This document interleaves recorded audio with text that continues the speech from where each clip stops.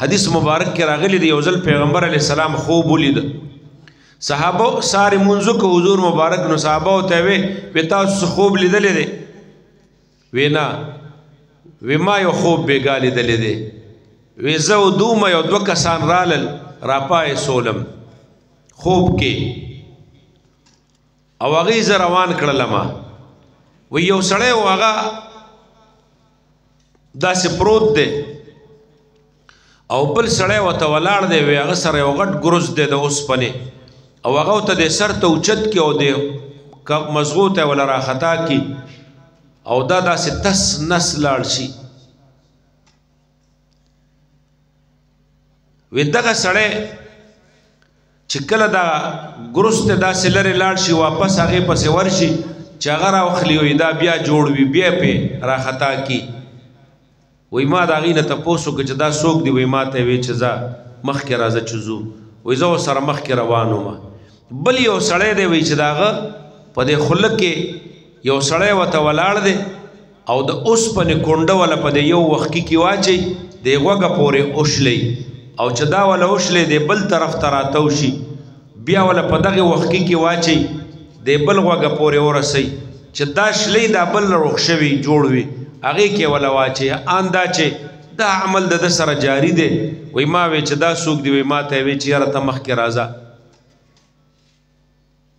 وی چې هم کتل مخکې یو غټ تنور دی او په هغې کې اور بلیږي او په هغه اور کې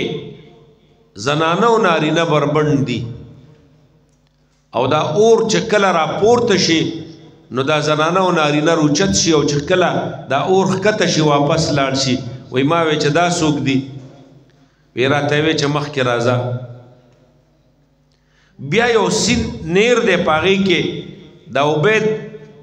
د وینې په شان تسری دی او په میز کې یو سړی ولاړ دی او غاړې ته د هغه نیر یو سړی دی د هغه سره کاڼي دي دا میز کې سړی چې کله را روان شي نو دا غاړې ته سړی دا په کاڼي د ده دا خوله اولی واپس یې شاته بوځي دا عمل د ده سره جاری دی ان دا چې دا خوب حضور مبارک ډېر اوږد خوب ولیده خپلې خبرې له مقصدي له راځمه دی حدیث کې حضور مبارک کوي چې زه ټوله شپه وګرځولم وایي ما ته بیا الوې چې یاره دا اولنی کس څوک و دا دویم کس څوک و دا دریم حالات د چاو څلورم حالات د چاو وی یو کس هغه کسو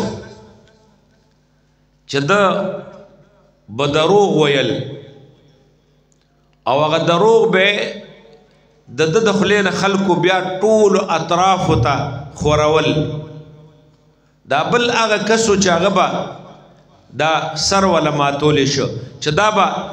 د قرآن ير که د شپې به د خپل قرآن یعنی هغې نه به ودشه غافل او د قرآن هغه هر څه به ير کړل او دا دریم چې په اور کې به سوځېده دا هغه خلکو چې دا کم زنانه او نارینه زناکار دا د هغې سزا و هغې ته دا سزا ورکولی شوه او په دې نیر کې چې دا کم د وینو والا نیرو دا سودخورو الله دې موږ او تاسو دې ګناهونو نه بچو ساتي